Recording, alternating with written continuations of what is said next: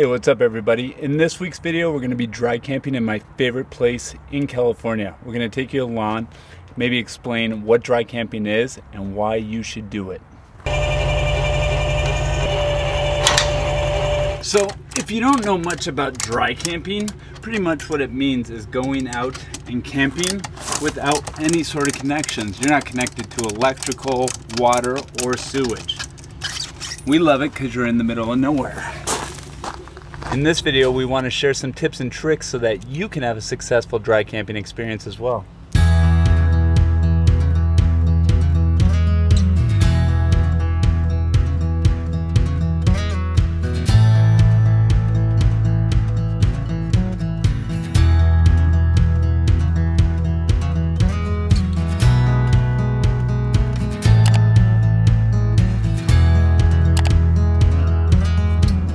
So you may notice the car is empty other than belongings. We have some friends coming with us to go camping this weekend. So they're gonna head up tomorrow because we had to take 2 vehicles anyways. They have plans tonight. I'm gonna go set the campsite up and hopefully have a chance to do some photography as well. Hey babe. Hey, what's up? Not much, what's going on? Not much. David just called. He just drove by our spot and it's taken. So I'm going to, I'll see what I can find tonight, but if I can't find something, then I'll try in the morning. Okay. All right? Okay.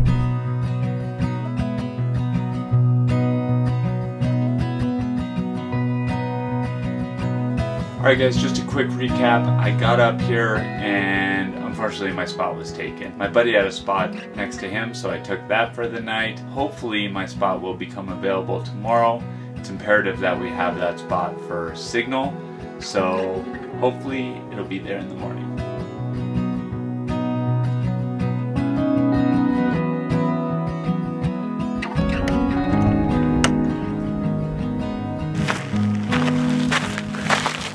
Good morning and welcome to Alabama Hills.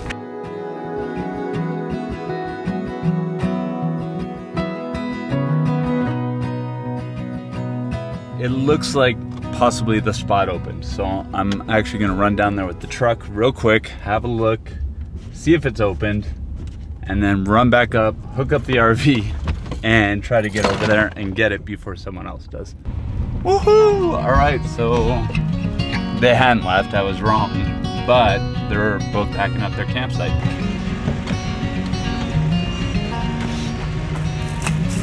This is the spot. This is our favorite spot in Alabama Hills. There's Samantha coming down the hill right now.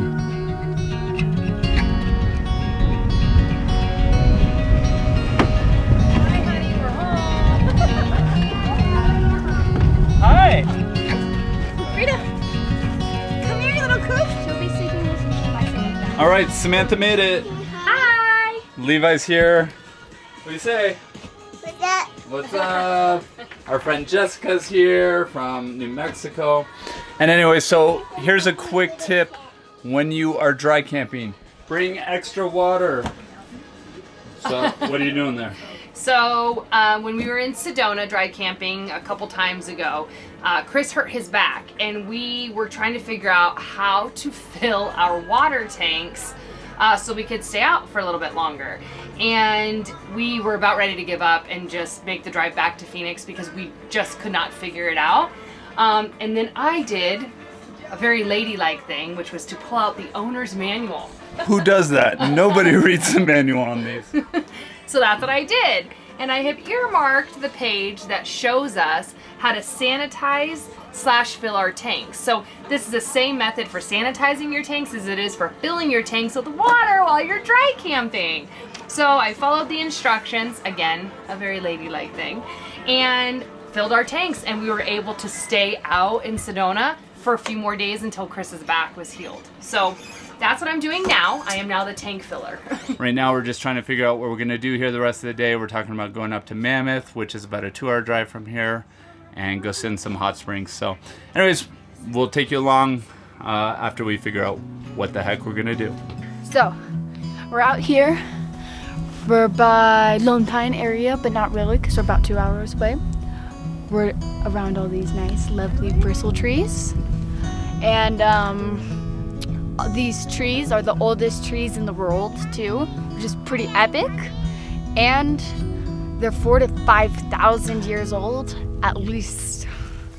Just crazy. That one's my favorite over there. I like that one behind us.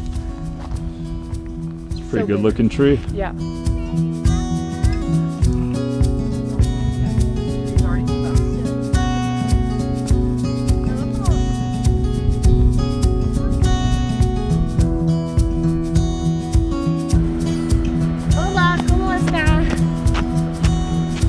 So we were going to head up to the hot springs.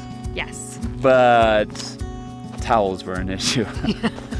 We Yes. didn't bring extra. So we have bath towels, but the hot springs, they have a rich algae.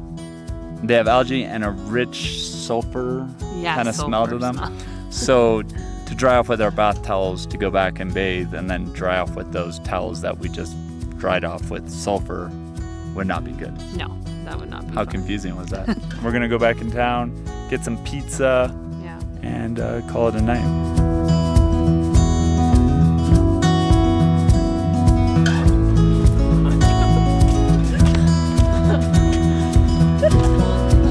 Good morning. It is Monday today. So everyone's inside doing school and work and everything else that they need to take care of. And so I guess we're gonna start the day off with a little bit of rock climbing with Levi. Right up here, that's Mount Whitney.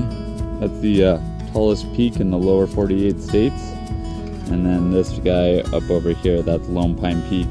In the winter time, when they're covered in snow, it's literally the most beautiful location I've ever seen. I think we're gonna maybe hang around this area today, and there's some really cool little hikes and little walks, and there's all types of stuff to find in this location. That's why I love it so much. I never get bored of it. Get these rocks on that rock target. Ooh, all right. And what are we gonna climb? Some rocks. Yeah? Yeah. All right.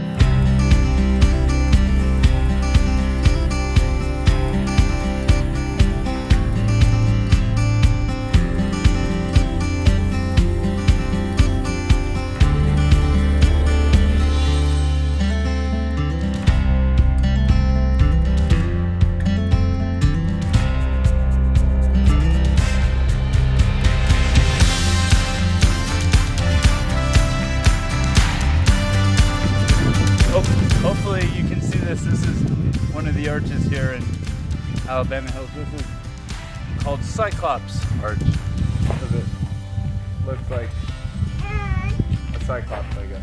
And then beside guys, Tell the camera, where are we going? the food arch. Is that another arch? Yeah. Hey guys, it's me Levi. Not video today. We're gonna climb food Arch. arch. Yeah. And today, Mama, we're gonna remember we were climbing that skeleton one? Yeah. I thought we was gonna climb on top of it, but now we're gonna climb inside again.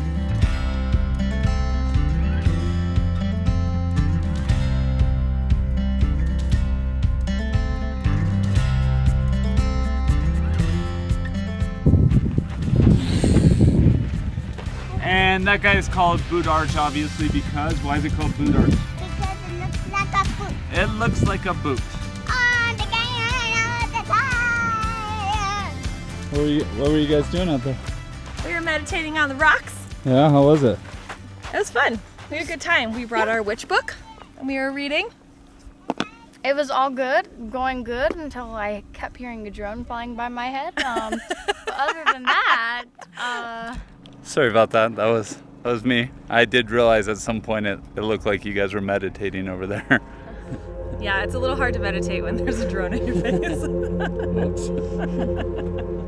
I love it. It's gorgeous. And especially opening this door in the morning and like having this view is just insane. It's gorgeous. And we know Isabel likes it. Yes. This is my favorite camping spot that we've been to or go to. So how's the tent life? Pretty good. It's the middle of the day, so it's pretty hot, but last night it was actually pretty good. Was it? Yeah. Did you get too cold at all? I was freezing. Were you? She took everything. I did take everything. So tonight she's gonna sleep with the Pendletons. So. Well, why don't you guys actually use the sleeping bags the way they're supposed to be used? She did. I didn't. I was sleeping like I was in a coffin. And you were still freezing? Yes. Switch sleeping bags. Okay. The blue one's way warmer. And she had the blanket. Yeah, no. Yeah, I had the blanket too. Take a bunch of blankets tonight. So I think the advice I would give about boondocking or dry camping, or just something to note, is that it does require a little bit more upfront planning, like planning in advance. Like for instance, this meal, right? So I'm grilling off chicken and veggies and a bunch of stuff. This is gonna be lunch today and tomorrow. So I'm trying to like consolidate as much of our resources as we possibly can, because you don't want to have the generator running the whole time. You have to use tank management. So it requires a little bit more upfront planning, but once you have that down, it is a lot of fun. So, like Samantha just mentioned there, a generator. All right, sorry to interrupt, but if you plan on doing dry camping out in these remote locations for more than a day or so, you're probably gonna want to invest in a generator. The reason being is a generator will allow you to power up most appliances in the RV and make the stay a little more comfortable. So for us personally, when we're trying to do work from the road on our laptops, the kids are trying to do school, we wanna have AC, we need a generator to run all these sorts of appliances. I'm gonna show you what we used last year, and we recently upgraded to a new generator, but I'm gonna tell you why I upgraded. So this is what we used last year on our 9-week trip, and also earlier this year when we went out for about 10 weeks or so. This is the Predator 3500 from Harbor Freight. The initial reason I bought this is the price. It was a really good deal. A lot of people are comparing it to the Honda, which cost $2,000. I believe this one was $750. And although it started off working pretty good, I consistently had issues with it. I was having problems with spark plugs, carburetors, filters, all types of issues, and it was a real headache. So this guy is what I upgraded to. This is the Champion Dual Fuel 3400. The reason I got this guy is the dual fuel. I'm excited about that for a few different reasons. Mostly if, let's say, I'm 20 minutes from the local gas station and we need to power up a laptop right away, I could just connect to the RV's propane system and run this off of propane. I can't remember exactly what I paid for this, but I bought it off of Amazon. I'll leave a link down below. I also bought a 3-year warranty with it for like an additional $70 or $80. We're really excited to try this guy out. We haven't tried it yet, so I'm gonna do a break-in period right now, and hopefully you are watching us use this generator in Alabama Hills right now. Where are we going, Levi? Mobius Arch. We are? Yeah. Where's that? Over here. All right, you want to lead the way? Yeah. All right, so we're gonna show you another arch out here. This is the most popular one. This one's called Mobius Arch. There's even like a little parking lot. Although this arch is really cool, it's kind of like a lot busier. You know, this is the tourist spot. Definitely like some good photo opportunities. But once you've done it once or twice, in my case, I've been out here, I don't know, 10 times now. So I like the other arches a little more, but we'll do it. And Levi's gonna lead the way. All right. Use your hands too, bud.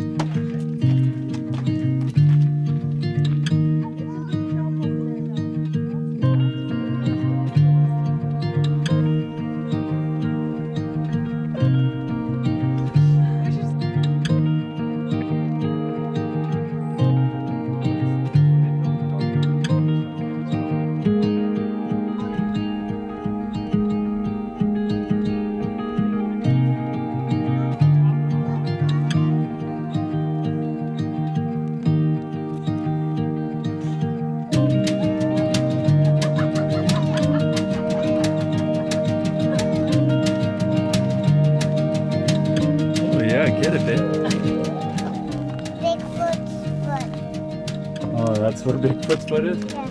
Right there? It's pretty big. It's pretty big.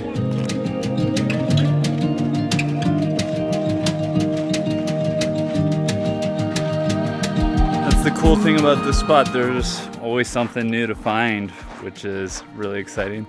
Samantha's pointing out another arch right here around the corner. We're just on the back side of the Mobius trail.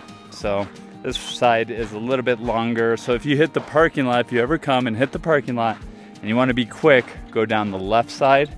It's really quick out to Mobius. And if you want to take the little more scenic trail, it seems like it's along like a little riverbed, then go to the right.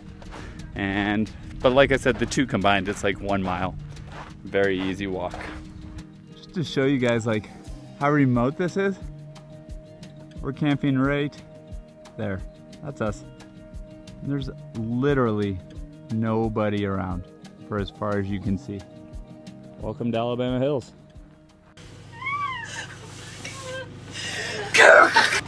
Good night, guys.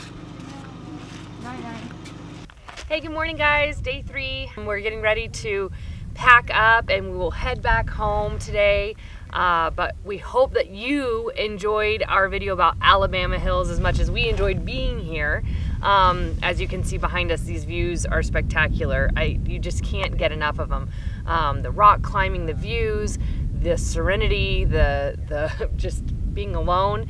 It's definitely a big part of the reason why it's our #1 favorite dry camping location. Plus there's a bunch of quick little drives from here. You could drive to Death Valley in 2 hours, you could drive to Mammoth in 2 hours, and like you saw in the video, Bristlecone, which was new to us, which was about 2 hours away. We hope you enjoyed the content. If you did, definitely click like and subscribe because there's a lot more coming like this. If you RV, if you have kids and you want to travel, if you've thought about living a more adventurous life but just didn't know if you could, that's what we're here for. We're here to show you that you can. With that being said, we'll see you guys in the next video.